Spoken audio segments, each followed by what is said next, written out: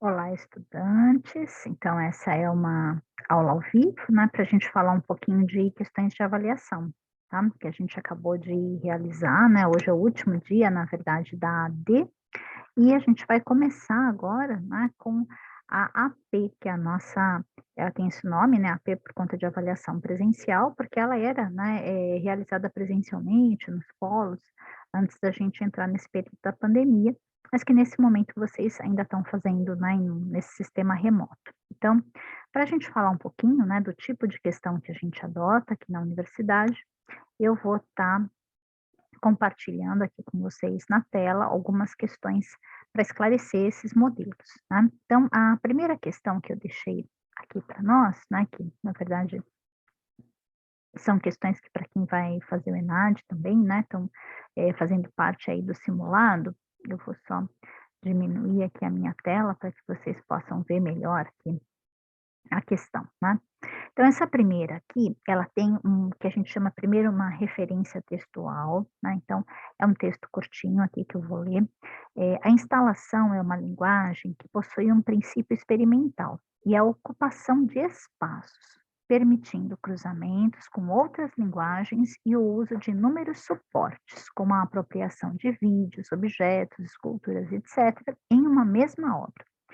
Bom, então vocês estão observando que eu já tinha aqui até deixado, né, grifado aqui em amarelo, bem destacado, o que eu considero que são, partes-chave, né, do texto, para a gente poder prosseguir com o que pede aqui na questão. Então, para a gente entender um pouco, né, então o que que é importante? Então, a gente vê, primeiro de tudo, né, a referência, seja ela imagem, texto, gráfico, e depois ver o que que vai ser pedido na questão, né, para aí a gente dar encaminhamento. Então vamos lá, aí vem, né, 3 imagens, né, e para entender o que vai ser pedido na questão, a gente tem que olhar aqui, ó, é correto o que se afirma em, tá?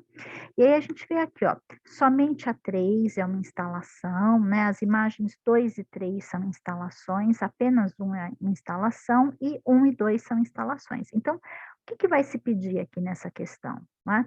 Que a partir do conceito de instalação que está apresentado aqui na referência, a gente observe aqui as representações, né, as imagens das obras e analise se elas são ou não instalações e depois responda aqui a questão, tá? Bom, então vamos olhar que a primeira imagem é a obra Abissal, da Regina Silveira, de 2010. A segunda imagem é o Desvio para o Vermelho, né, do Cildo Meireles. E a terceira imagem do Paulo Nazaré, né, 2012, é Pão e Circo. Gente, na primeira imagem, a gente tem ocupação de espaço, tem cruzamento, né, entre linguagens e suportes. É uma instalação. Na segunda imagem, a gente tem uma obra em que a gente tem ocupação do espaço e tem cruzamento, tá, entre linguagens e suportes. É uma instalação. Na terceira imagem, a gente não tem ocupação do espaço, né, a gente tem o corpo do próprio artista, que é o Paulo Nazaré, né, sendo usado como suporte para sua obra. Então, a gente poderia dizer que o Paulo Nazaré está trabalhando aqui uma performance, né, a gente poderia até associar com a body art, que é a arte do corpo, mas, né, não com a instalação. Então, o que que a gente percebe? Analisando, né, a partir da referência que 1 e 2, né, são instalações. Então, a alternativa que corresponde é a alternativa D, né, somente as imagens aqui 1 e 2 são instalações, né. Bom, a segunda questão que eu trouxe aqui, que também fez parte do simulado, é uma questão ligada, né, a mais à parte de história da arte. E, hã, tem 2 referências aqui, né, uma referência visual e uma referência textual, uma imagem e um texto.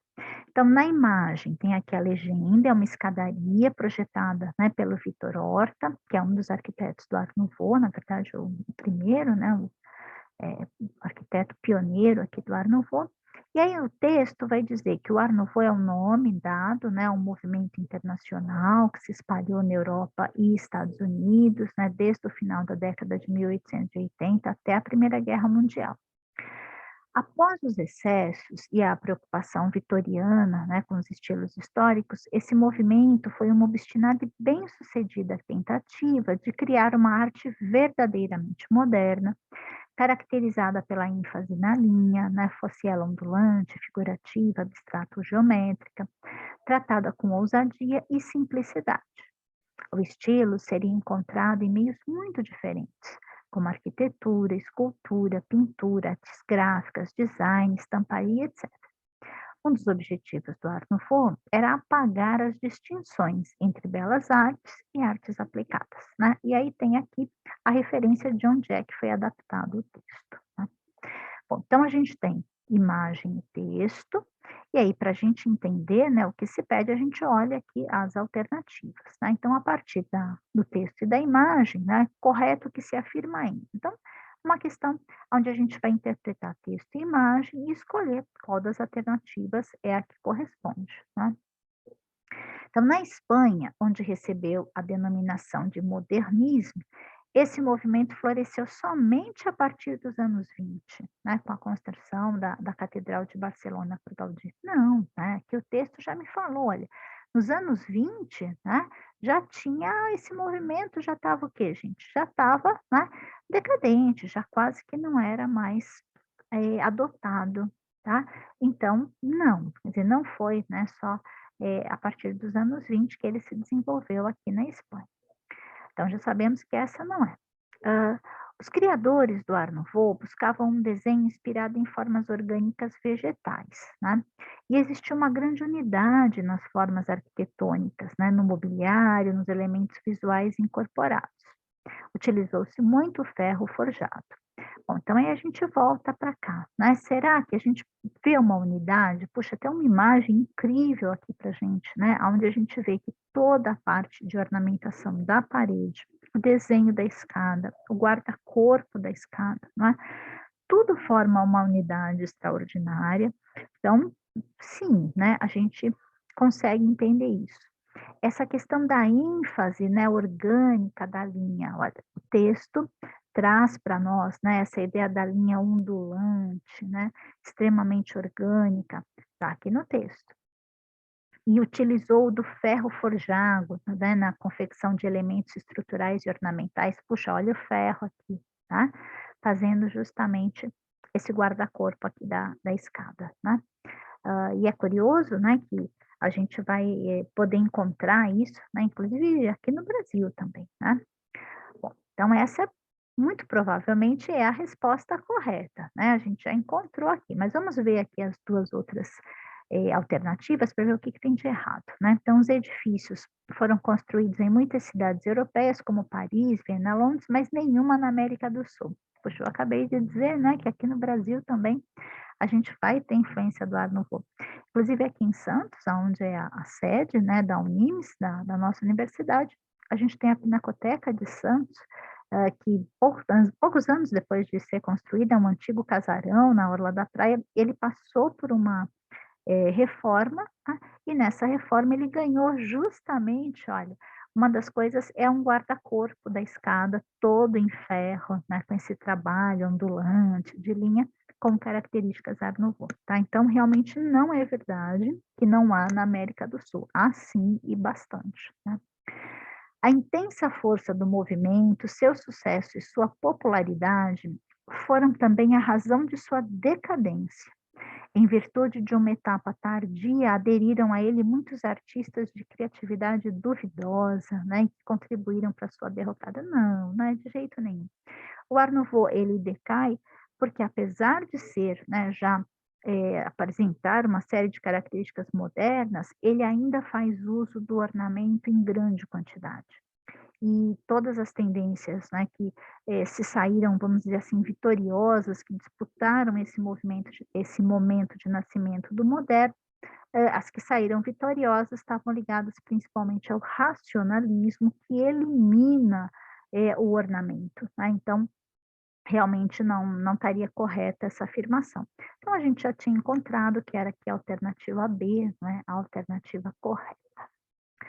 Bom, e aí a gente vai para a última questão, né, que a gente vai tratar hoje, Então, mais de 10.000 metros quadrados de área expositiva do Museu Afro-Brasil podem ser percorridos em apenas alguns cliques. A instituição anunciou que mais de 100 obras de sua coleção podem agora ser vistas gratuitamente por meio de aplicativo do Google Cultural Institute, que em qualquer computador conectado à internet. As imagens das obras e do museu foram captadas em 360 graus com o equipamento Trolley, desenvolvido para o Street View do sistema de mapas do Google. Os 3 andares do museu, localizado dentro do Parque Ibirapuera, foram mapeados e algumas obras pré-selecionadas podem ser analisadas separadamente e com detalhes, tá? Então, aqui o texto de referência está contando para a gente um pouco, né, que desde, acho que foi 2020 mesmo, né, ou foi 2019 ou foi 2020, que o Museu Afro, então, passou a fazer parte, né, dos espaços culturais que podem ser acessados para visitas virtuais através do Google Arte e Cultura. Bom, mas esse tipo de questão, quando a gente tem, né, a essa maneira de apresentar, a gente não tem só, né, um texto de referência, a gente tem também, olha, 2 asserções ou 2 afirmações, e essa palavrinha "porque" aqui entre elas, tá. Pessoal, vocês já sabem, né, eu já, gravei um vídeo para vocês falando especificamente desse tipo de questão, porque ela se diferencia bastante, né, de outras, que nós já estamos mais acostumados a tratar. Essas questões, elas se chamam de asserção-razão. Asserção quer dizer afirmação e essa razão quer dizer, né, uma relação lógica de causa e efeito entre 2 ideias. Então, quando a gente já percebe, né, essa forma de organização, a gente já sabe que está tratando de uma questão de asserção-razão. Eu já comentei com vocês que esse tipo de questão ela nasceu com o ENAD, né, mas que hoje é um tipo de questão que cai em concurso, né, e que vocês precisam estar preparados para resolver.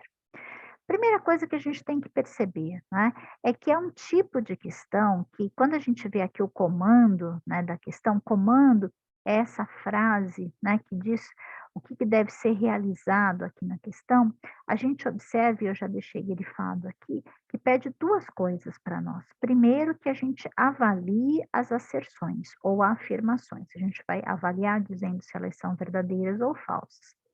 E depois que a gente também avalie a relação proposta entre elas, tá? Como assim, né? É só a gente olhar aqui nas alternativas que a gente vai ver, olha, que existe uma proposta de verificar se a asserção 2 pode ser considerada uma justificativa da ideia que está presente na um.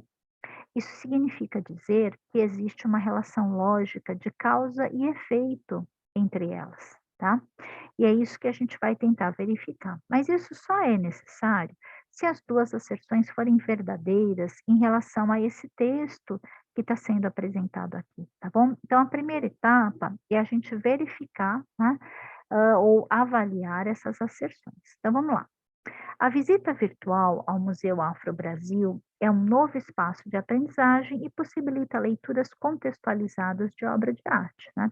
Gente, com certeza, né? Nós vimos aqui que agora o Museu Afro, então, é acessível, que a gente tem todo o contexto, porque a gente tem, né, visões 360 graus, em que as exposições apresentam os objetos e a gente consegue ver toda essa cenografia, né? E ainda, né, há algumas obras especificamente que foram pré-selecionadas que são analisadas. Então eu consigo durante essa visita, então, ter essa leitura contextualizada. Perfeito, já sei que a asserção 1 é verdadeira. Vamos para 2, né? Museus são fontes de conhecimento de culturas materiais e imateriais diversas e que podem ser acessados por meio de recursos tecnológicos. Puxa, verdade também, né? É, mais do que nunca a gente tem os museus como fonte de conhecimento. O conhecimento que a gente pode estar tendo contato, né, pode ser tanto de ordem material como de ordem imaterial, e os recursos tecnológicos hoje em dia têm potencializado, na verdade, né, esse papel dos museus como espaços de conhecimento. Então, já sei que as 2 asserções são verdadeiras. E assim sendo, eu preciso realmente avaliar se há uma relação entre elas, né. Então eu posso dizer que eu pensar nos museus como fonte de conhecimento, tá, e como, um espaço de conhecimento que agora pode ser acessado através dos recursos tecnológicos, né, que isso justifica que o Museu Afro Brasil, se configure como um espaço agora, né, de aprendizagem de obras contextualizadas, né, sem dúvida, né, justamente por quê? Porque eu estou dizendo que essa visita virtual agora se tornou possível, né, e que eu tenho agora esse espaço, né, como mais uma possibilidade de acesso, né, e de conhecimento à cultura material e imaterial, dos afrodescendentes, né, e dos artistas ligados a toda essa rica cultura afrodescendente que a gente tem no Brasil, né. Então, a gente já descobriu que sim, né, eu posso dizer que a 2 justifica a 1. Então a resposta correta realmente é a B, tá. Bom, então a proposta para hoje era que a gente conhecesse um pouco mais desses modelos, né, de questões. Eu espero que isso ajude vocês, né, a se saírem muito bem aí na nossa última atividade do semestre, né, que é a prova. Eu vou, romper aqui o compartilhamento para dar uma última explicação, na verdade uma ênfase, né.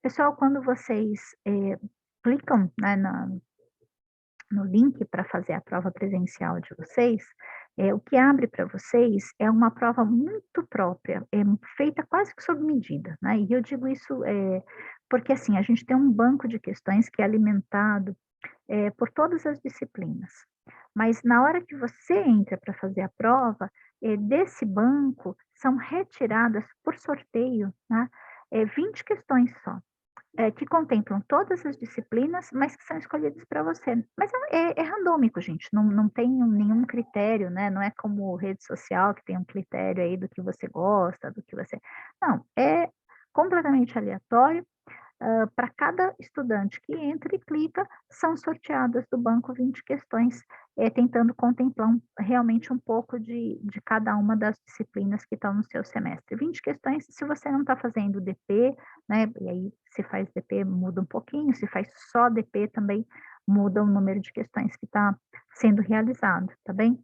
Então é importante você saber que a gente não tem como, né, dar, dicas, por exemplo, do que estudar, estude mais isso ou mais aquilo, porque na verdade a gente abastece sempre o banco de questões com, perguntas, né, que vão contemplar os mais variados conteúdos do semestre, tá. E aí, então, a gente não sabe qual questão vai ser sorteada para cada um dos estudantes. Então é muito importante ter um panorama de todas as disciplinas, nesse momento de estudar, e mais importante ainda, né, na hora que você começa a ler as questões que foram sorteadas para você, observe que se ela tem uma referência, seja textual, seja imagem, seja gráfico, o que vai ser pedido na questão, ele está relacionado a essas referências, tá? Então, sempre atenção às referências e depois observar qual é o comando, quer dizer, o que está sendo pedido a partir dessa referência ou dessas referências, tá? O que vai ser requisitado por essa questão que foi selecionada aí na sua avaliação, tá bem? Desejo a todos que se saiam muito bem, que a gente possa ter um final de semestre tranquilo e que a gente então saia renovado dessa experiência, né, foi mais um semestre aí ainda, né, remotos, de pandemia, mas para quem, né, conseguiu chegar até aqui, que seja um final de semestre tranquilo e bem-sucedido. Até breve, pessoal.